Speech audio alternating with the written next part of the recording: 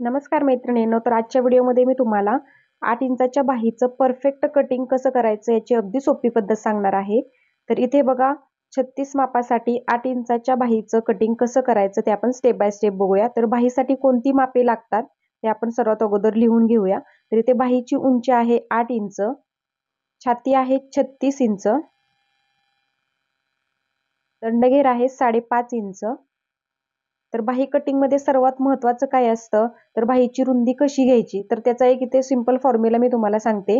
जेवढी तुमची छाती आहे त्याचा चौथा भाग घ्यायचा आहे आणि त्याच्यातून अर्धा इंच तुम्ही मायनस करायचं आहे, म्हणजे 8.5 इंचावरती घडी टाकायची आहे. पण बऱ्याच मैत्रिणी नवीन शिकणाऱ्या असतात, त्यांचं काय होतं, बाही जोडताना आहे ती कमी पडते. त्याच्यामुळे त्यांनी जेवढी छाती आहे त्याचा चौथा भाग घ्यायचा आहे, म्हणजे 36 छातीचा चौथा भाग आला 9 इंच. तर या पद्धतीने आपण बाहीची रुंदी घेणार आहोत. याआधी बऱ्याच व्हिडिओमध्ये मी ब्लाऊजवरून मापे घेऊन बाहीची रुंदी कशी काढायची याचे पण वेगवेगळे फॉर्म्युले तुम्हाला सांगितलेले आहे. तुम्हाला जो कोणती टिप्स लक्षात येईल त्या पद्धतीने तुम्ही बाहीची रुंदी काढायची आहे. तर इथे बघा मी पाठीमागच्या व्हिडिओमध्ये या पद्धतीने तयार ब्लाऊजवरून बाहीचा मुंडा मोजून बाहीची रुंदी कशी काढायची हे पण अगदी डिटेलमध्ये सांगितलेलं आहे. तर नक्की ते व्हिडिओ बघत चला मैत्रिणींनो. खूप व्हिडिओ माझे बाहीचे व्हायरल झालेले आहेत आणि बाहीचं कटिंग आणि फिटिंग पण एकदम परफेक्ट बसलेले आहेत आणि फीडबॅक पण खूप सुंदर आलेले आहेत.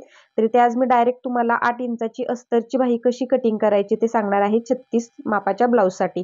तर इथे बघा 36 छातीचा चौथा भाग येतो 9 इंच. तर या पद्धतीने मी पेपर फोल्ड करून घेतला. ठीक आहे. तर तुम्ही 8.5 इंच पण घेऊ शकता ज्यांना परफेक्ट बाही जोडता येते. तर इथे मी 9 इंच घेतलेली आहे. ठीक आहे. तर इथे बघा एक्स्ट्राचा पेपर आहे तो आपण इथे कट करून घेऊया. ते एक्स्ट्राचा पेपर आहे तो मी कट करून घेतला. तर याच्यामध्ये आपण डिटेलमध्ये मापे टाकूया. तर सर्वात महत्त्वाचं तुम्हाला बाहीची रुंदी कशी घेतली हे समजलं असेल. तर इथे बघा आता आपण उंचीचं मार्किंग करून घेऊया.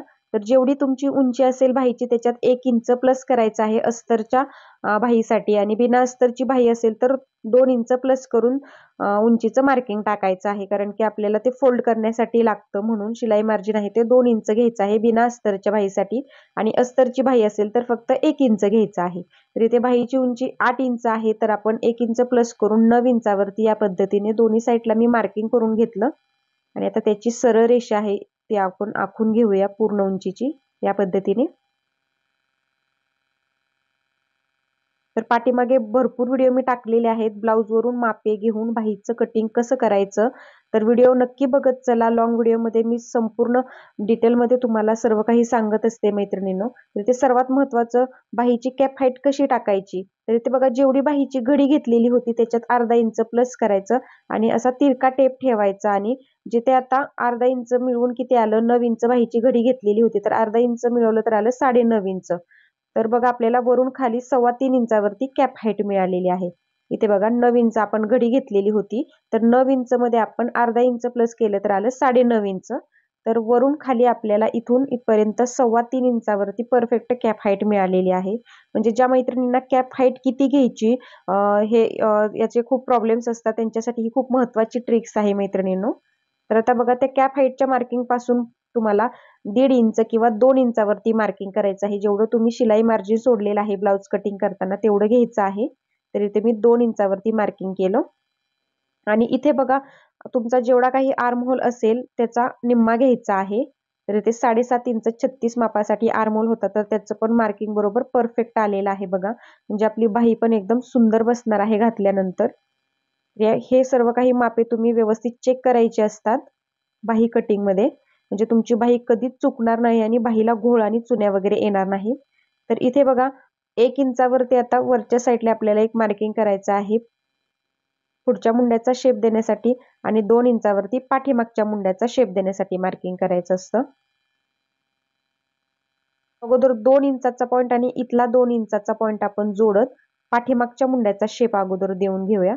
तर या पद्धतीने मी पेपर फिरवून घेतला, म्हणजे आकार व्यवस्थित तुम्हाला लक्षात येईल कशा पद्धतीने द्यायचा. आणि या पद्धतीने तुम्ही डायरेक्ट आकार देऊ शकता. बघू शकता अगदी नवीन शिकणाऱ्या मैत्रिणी सुद्धा या पद्धतीने डायरेक्ट बाहीचा आकार आहे तो देऊ शकतात. एवढी सोपी पद्धत आहे माझी.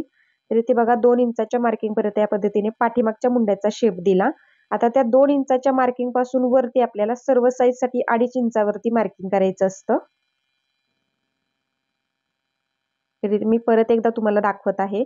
2 इंचाच्या मार्किंग पासून वरती आपण 2.5 इंचावरती मार्किंग केलं आणि त्या 2.5 इंचाच्या मार्किंग पासून खाली 1 इंचावरती आपण मार्किंग करायचं आहे. म्हणजे दोन्ही मुंड्यातलं अंतर आहे ते 1 इंचाचं यायला हवं. तर आता पुढच्या मुंड्याचा शेप कसा द्यायचा बघा. इथला हा 1 इंचाचा पॉइंट आणि इथे वरती जे 1 इंचाचं मार्किंग केलेलं आहे आणि इथलं 2 इंचाचं मार्किंग जोडत आपण पुढच्या मुंड्याचा शेप आहे तो या पद्धतीने खोलगट असा देऊन घ्यायचा आहे बघा.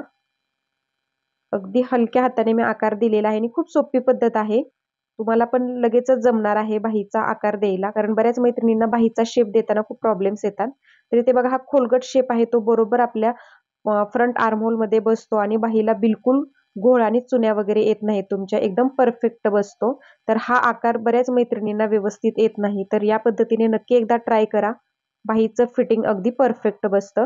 तर इथे बघा 5.5 इंचावरती मी दंडघेराचं मार्किंग केलं खालच्या साईडला आणि 2 इंच शिलाई मार्जिन घेतलेलं आहे पुढे, दंडघेरापासून पुढे. तर इथे बघा 5.5 इंचाची रेषा आहे ती या पद्धतीने मी आखून घेतली आणि 2 इंचाची ही शिलाई मार्जिनची रेषा आपली येणार आहे या पद्धतीने. तर ते मी व्यवस्थित जोडून घेतलं शिलाई मार्जिन. तर इथे बघा किती सुंदर आपला बाहीचा शेप आलेला आहे. तर अगदी सोप्या पद्धतीने तुम्ही डायरेक्ट बाहीचा शेप आहे तो मुंड्याचा देऊ शकता. नवीन शिकणाऱ्यांना पण सहज जमणार आहे. तर आता ही बाही आपण कट करून घेऊया. तिथे दोन्ही पेपर सोबत पकडून अगोदर आपल्याला पाठीमागचा मुंडा कट करायचा आहे.